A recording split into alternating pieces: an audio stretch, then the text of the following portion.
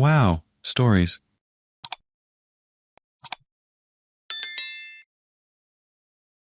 I'm at my wit's end and I desperately need any advice anyone could offer. This might be a little long, but I want to give as much context as possible. So my old roommate recently moved out to move in with her boyfriend, and I'm already missing her so much given the current circumstances. My new roommate, who we'll call Jan, moved in a few weeks ago. I met her on this roommate app that I've met all my former roommates on with no problems, and some I even still keep in touch with. I asked her all the same questions I've asked previously that have landed me with great roommates, and she seemed to be on the same page in the way we both want to live as roommates, and in a shared space. I thought she was perfect, so I extended her the offer and she moved in. Important to note that even before she moved in, I met her in person after our FaceTime call, so she could see the place. And we went out for a couple of drinks to get to know each other, and we got along great, and no outward red flags. The first night went fine, and I came home late from a work event, and she was chilling in the living room. I made sure she was settling in okay and answered any questions and went to bed. So I felt good about the decision. Then the second night came. I had worked from home that entire day, so when she came home, we watched a movie together, and then I went to bed. So she knew I was home. This was around 9 p.m. An hour in, I hadn't fallen asleep yet when I hear her yelling loudly at her cat about something. She does this sporadically through the night, and I'm mentally thinking, oh no, because it's the middle of the night, and she knows I'm trying to sleep and is yelling at the top of her lungs at the cat, and also slamming the bathroom door whenever she leaves it. I make a note to talk to her about it in the morning and try to go to sleep. The random noises continue, but I'm a heavy sleeper and I'm almost asleep when I hear our front door buzzer go off and someone's at the door. I don't think much of it and assumed maybe she just ordered food. That is until a few minutes later I hear loud moaning coming from somewhere in the apartment. I shoot up in bed because I genuinely can't believe what I'm hearing. And it is loud. Then I text my sister because I don't know what to do at this point. I'm hoping that was a quick slip up and also hoping that there was a man over because the alternate would be especially weird. But the loud moaning continues, and y'all, it's obnoxiously loud. Our apartment isn't that big. She knows I'm home and it's 1 a.m. at this point. So I'm thinking it's coming from her room since it's right next to mine. So I poke my head out my door intending to give a light knock on her door when I realize the noise is actually coming from the living room. It's the second night that she's my roommate, and she's having intimacy with this guy in the living room on my sofa. I'm furious, but also shocked, because I can't believe this is happening. So I ask them if they could stop, because it's late, and they're being loud, because I don't know what to even say in the moment. And they act all embarrassed and cover up, but it's like, y'all weren't embarrassed when you were purposely making all of that noise knowing I'm home? And yes, they left a stain. Anyway, I go to bed, and the next morning I call my mom, aunts, and sister to get some advice, and also have them talk me down. Half of them wants me to kick her out, and the other half says to talk to her and give it a month. So I decide to talk to her, and I would base how I'd move forward, depending on her reaction. I basically tell her that that was extremely disrespectful, and felt that she took advantage of my kindness and the fact that I'm chill, maybe too chill, if she thinks I'd be okay with this, and that something like that cannot ever happen again. Jan was really remorseful and seemed sincere, and she also genuinely seemed embarrassed, and said that she knows it's not an excuse, but she was drunk. I made sure to ask her if she often does impulsive things like that when she's drunk, and she says no.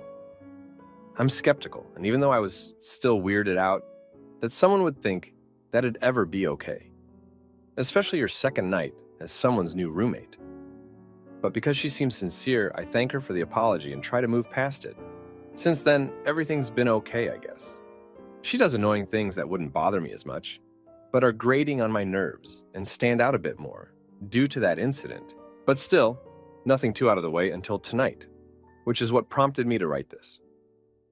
I went out of town for Memorial Day to visit family. I left on Friday evening and came back tonight on Monday. I was a little worried, but walked into a seemingly well-kept apartment, so I took my suitcase to my room to go to sleep. But when I was rolling past, her door was open and I saw she was using our throw blankets from the living room as her curtains. I was a little annoyed, but again, just made a note to tell her tomorrow morning to put them back in the living room. But then I go to the bathroom and there are stains on the toilet seat. The seat itself is off-center, and there are stains in the toilet bowl. And I had cleaned the toilet before I left, so how did it get this dirty in less than 3 days? The bathroom sink was also dirty. After cleaning the bowl, I go into the kitchen to get a Clorox wipe.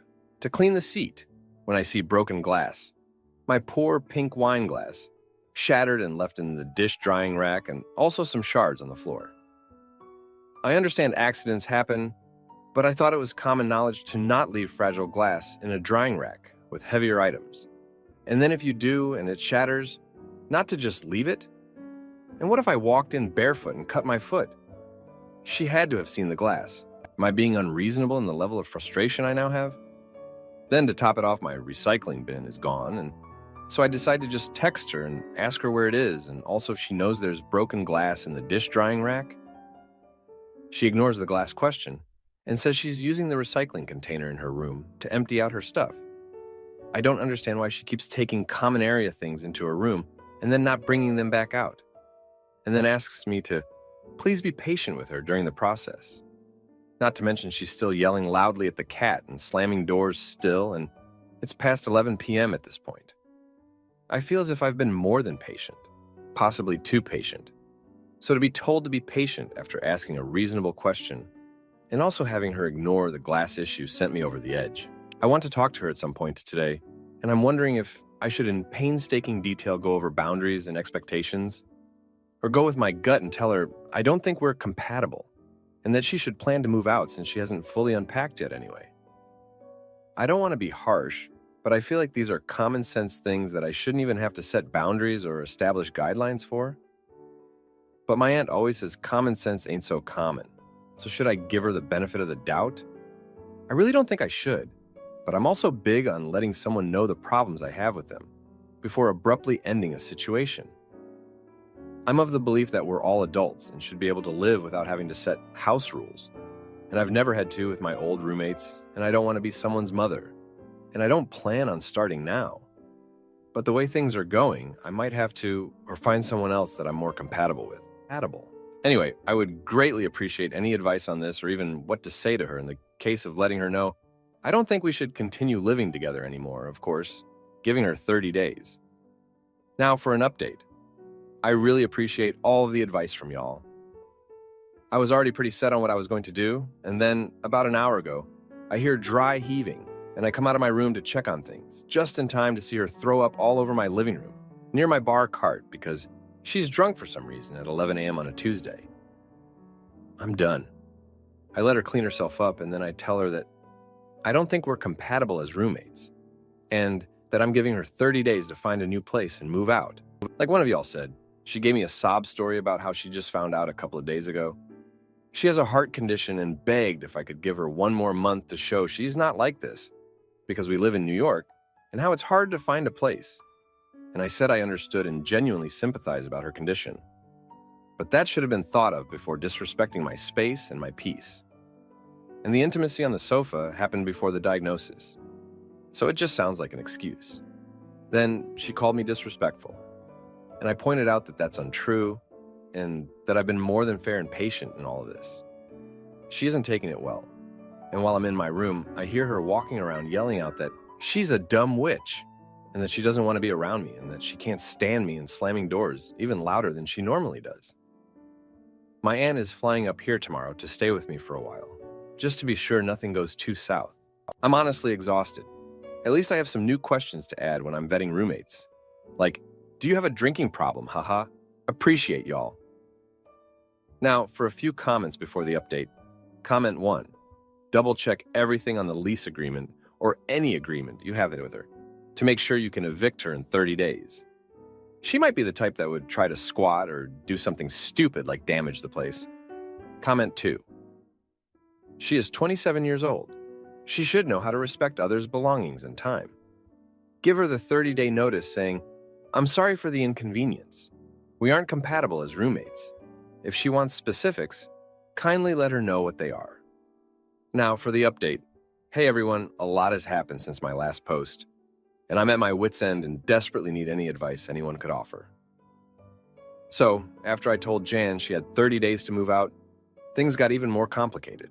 The day after our confrontation, I came home from work to find Jan sitting on the couch, looking unusually calm.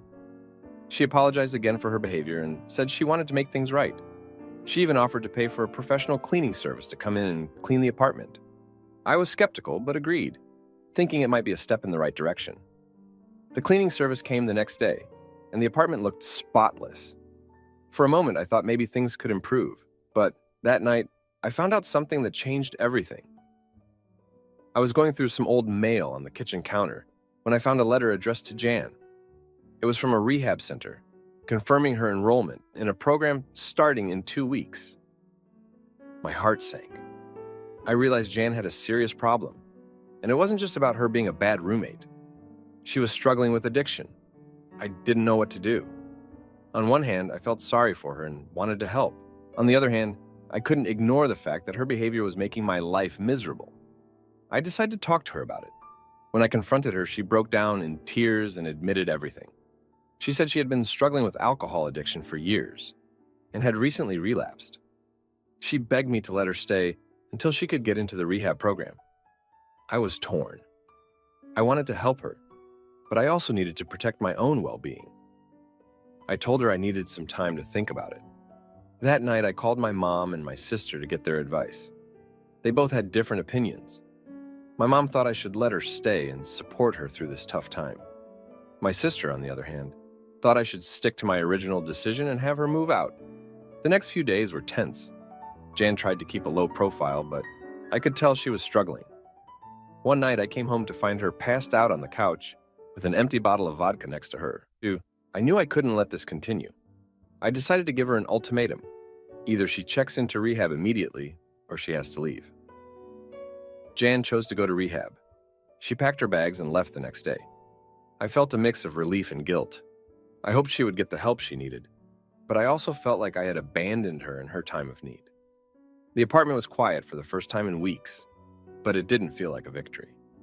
A few days later, I received a call from Jan's sister. She thanked me for helping Jan and said she was doing well in rehab. She also told me something that shocked me. Jan had been in a hurtful relationship for years, and her addiction was a way to cope with the trauma. I felt a pang of guilt for not knowing the full story, and for not being more understanding. As I processed everything, I started to think about my own life and my own struggles. I realized that I had been so focused on finding the perfect roommate that I had ignored my own needs and boundaries. I decided to take some time for myself and focus on my own well-being. I also started to think about my past roommates and how different they were from Jan. I remembered my first roommate in college who was always there to listen and support me. I thought about my last roommate, who had become one of my closest friends. I realized that I had been lucky to have such great roommates in the past, and that maybe I had taken that for granted. As I reflected on my own experiences, I started to understand John a little better. I realized that everyone has their own struggles and that sometimes people just need a little compassion and understanding. I decided to reach out to Jan's sister and offer my support. I told her that if Jan ever needed a place to stay after rehab, she could come back to the apartment. In the meantime, I decided to take a break from having roommates and focus on myself. I started going to therapy to work through my own issues and set better boundaries for myself. I also started to reconnect with old friends and family who had been my support system all along. As I write this, I feel a sense of closure. I know that I made the right decision for myself, but I also know that I did my best to help Jan. I hope she gets the help she needs and that she can find peace and happiness in her life. And I hope that I can continue to grow and learn from this experience.